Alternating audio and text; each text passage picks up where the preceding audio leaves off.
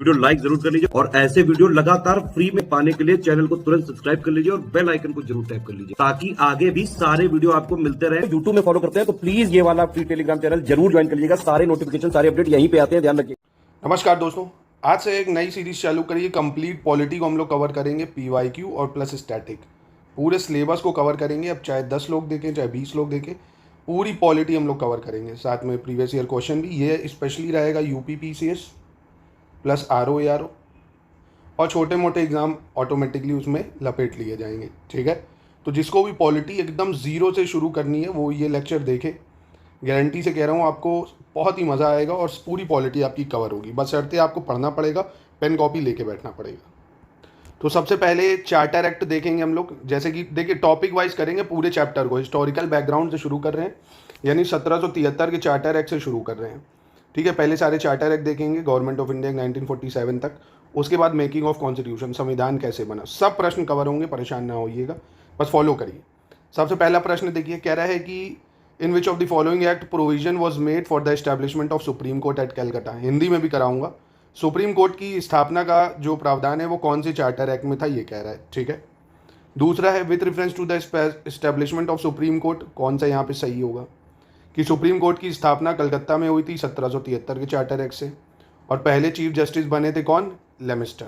ये देखो आरओ में पूछा गया। ठीक है, इतना तो समझ में आ रहा होगा। तो यानी पहले अब देखते हैं 1773 का चार्टर एक्ट। तो देखो बहुत ही आसान है, बहुत ही आसानी से समझा दूंगा। चार्टर एक्ट 1773 नोट कर लो। पहले क्या था आपको पता है भाई, बॉम्बे, मद्रास और एक था बंगाल। ठीक है, 3 प्रेसिडेंसी थी। अब बंगाल में भाई आपको पता है बक्सर का युद्ध, प्लासी युद्ध सब हो चुका है और सबसे ज़्यादा ट्रेड यहीं से होता था ना, ये नर्व सेंटर था एक तरह से। विद्रोह भी यहीं से हुए हैं बाद में। तो इसमें क्या करा, पहले अलग अलग गवर्नर थे। 1773 से इन लोगों ने क्या करा, बंगाल के गवर्नर को गवर्नर जनरल की उपाधि दे दी। क्या करा, बंगाल के गवर्नर को गवर्नर जनरल बना दिया। पहला बंगाल का गवर्नर जनरल बना वॉरेन हेस्टिंग। कौन बना, वॉरेन हेस्टिंग।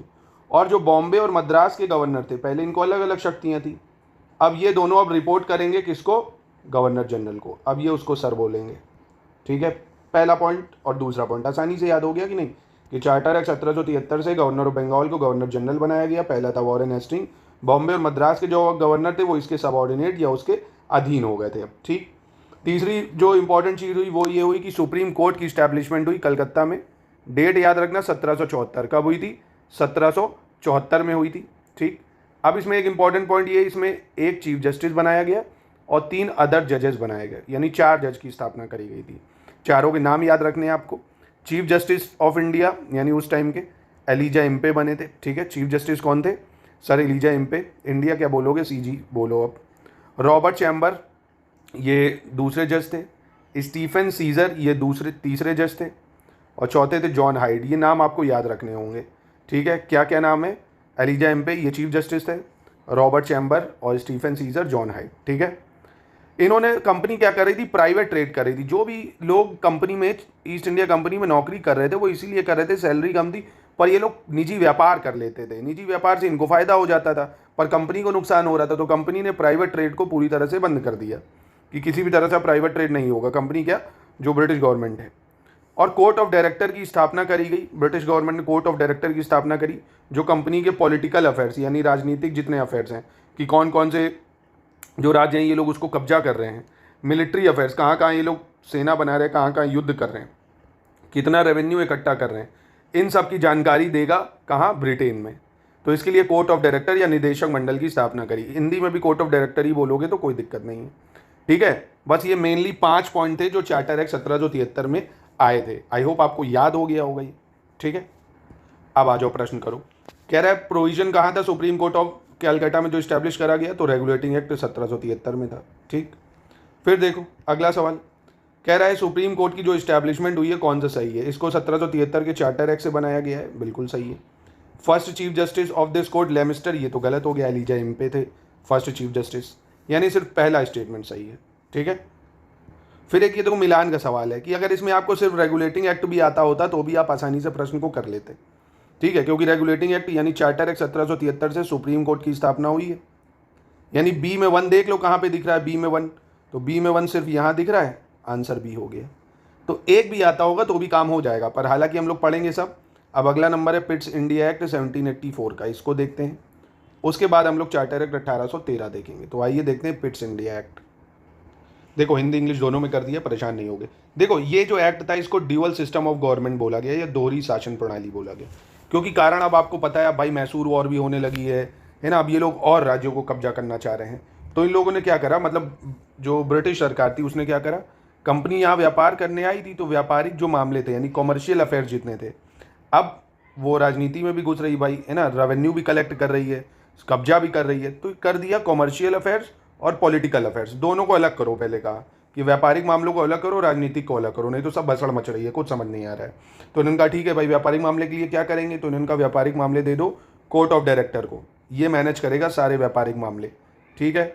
और पॉलिटिकल अफेयर्स जितना है उसके लिए बोर्ड ऑफ कंट्रोल की स्थापना करो। किसकी स्थापना करो, बोर्ड ऑफ कंट्रोल की। तो यहाँ दो चीज़ें बनाई गई, court of director, board of control, इसलिए इसको ड्यूअल सिस्टम ऑफ गवर्नमेंट कहा गया, है ना।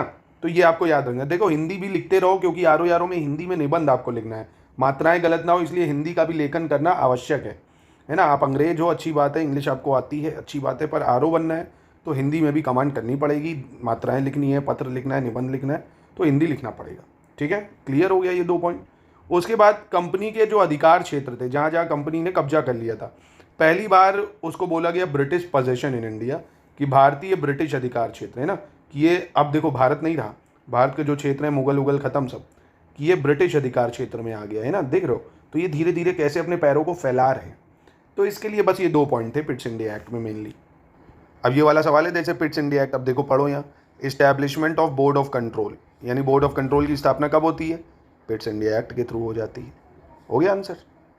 अब अगले चार्टर की बारी आ गई।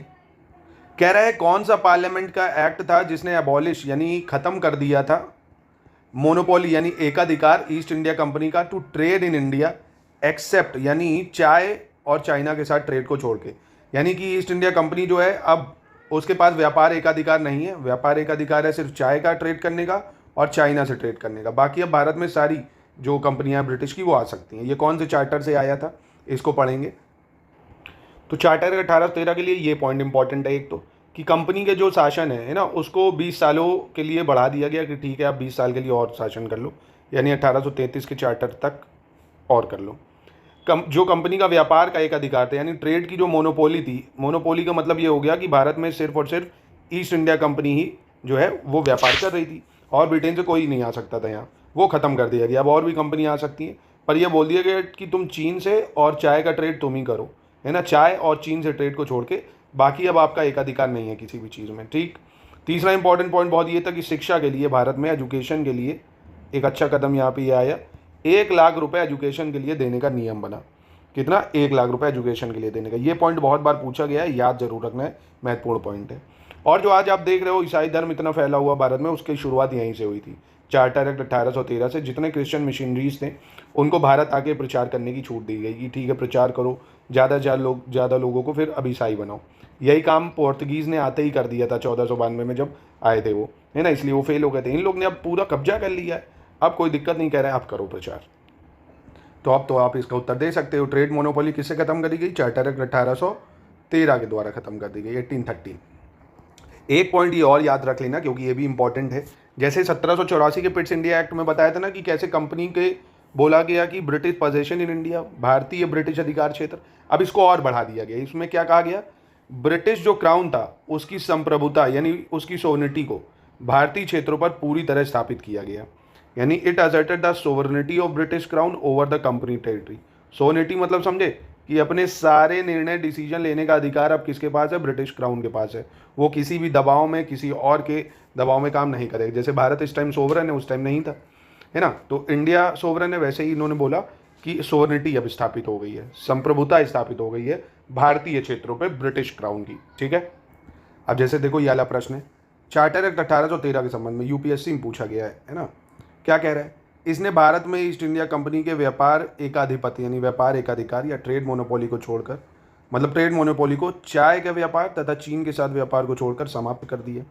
तो आप कहेंगे सर बिल्कुल सही है, आपने अभी बताया था 20 सालों के लिए इनकी ट्रेड मोनोपोली मिली है चीन और चाय के साथ व्यापार को छोड़ के। फिर इसने कंपनी द्वारा अधिकार में लिए गए भारतीय राज्य क्षेत्रों पर ब्रिटिश क्राउन की संप्रभुता को सुदृढ़ किया। तो ये भी पॉइंट अभी मैंने आपको बताया ना कि ब्रिटिश क्राउन की सोवरेनिटी हो गई है भारतीय क्षेत्रों में। अब भारत का राजस्व अब ब्रिटिश संसद के नियंत्रण में आ गया था, तो भारत का राजस्व अभी नहीं आएगा भाई, वो तो तब आएगा 1858 में जब क्राउन पूरा टुक ओवर करेगा, है ना। तो ये गलत है, पहला दूसरा बिल्कुल सही है। अभी ये भी पॉइंट आगे पढ़ेंगे। यानी आपको 1773 वाला, 1784 का पिट्स इंडिया एक्ट, 1813 का चार्टर एक्ट, ये तीनों बहुत ही शानदार तरीके से लर्न हो गए होंगे। अब इनको जैसे मैंने पढ़ाया ऐसे ही नोट कर लो। और ये पूरे notes study for civil services के हमारा पेड ग्रुप चल रहा है, RO PCS का, पूरी तैयारी बहुत ही गजब की शानदार तरीके से आप कर सकते हैं। मेरा नाम आशीष तिवारी है। अगर आप तैयारी करना चाहते हैं तो जुड़िए ज़रूर। मज़ा आया तो लाइक करिए, ताकि मैं देखिए मेहनत लगती है इसको बनाने में, वीडियो छोटा है पर बनाने में काफ़ी टाइम लगता है, लिखना पड़ता है। तो लाइक करिए, इसको शेयर करिए, ताकि इसको पूरी पॉलिटी को हम लोग कवर करें। अब कल के टॉपिक में क्या पढ़ेंगे पहले ही आपको बता देता हूँ। कल 1833 का चार्टर एक्ट पढ़ेंगे, ठीक है, क्योंकि 20-20 साल में चार्टर आएंगे। 1853 वाला चार्टर पढ़ेंगे, और गवर्नमेंट ऑफ इंडिया के 1858 पढ़ेंगे हम लोग, और इंडियन काउंसिल एक्ट पढ़ लेंगे 1861 वाला, इंपॉर्टेंट है। 1892 वाला, इससे सवाल बनते हैं। और मॉरले मिंटो रिफॉर्म 1909 है। गवर्नमेंट ऑफ इंडिया 1919 है। गवर्नमेंट ऑफ इंडिया 1935 है। 1947 है। तो कल देखते हैं कितना हो पाता है। कल इतना कर लेंगे, उसके बाद इतना, यानी 3 क्लास में पूरा एक चैप्टर खत्म हो जाएगा, है ना। देखिए पढ़ने में इतना मुश्किल नहीं है। जो लोग बस आलस आप लोग करते हो, अगर पढ़ने बैठोगे, पेन कॉपी लेके बैठोगे, तो चीज़ें बहुत आसानी से बहुत कम समय में आप तैयार कर सकते हो। बशर्ते आपको पढ़ना होगा। आप अगर डेली 6 घंटा देने लग जाओगे ना, 1 साल दे दो, आप SDM टॉप कर जाओगे, है ना। पर हाँ, रेगुलर पढ़ना होगा, प्रैक्टिस करनी होगी, आंसर राइटिंग करनी होगी, लिखना होगा। सिर्फ वीडियो देखने से काम नहीं होगा, है ना। तो आप SCS के पेड बैचेस से जुड़िए। पूरे नोट्स भी हम आपको प्रोवाइड करेंगे और पूरी रिकॉर्डेड क्लासेस के साथ तैयारी कराएंगे।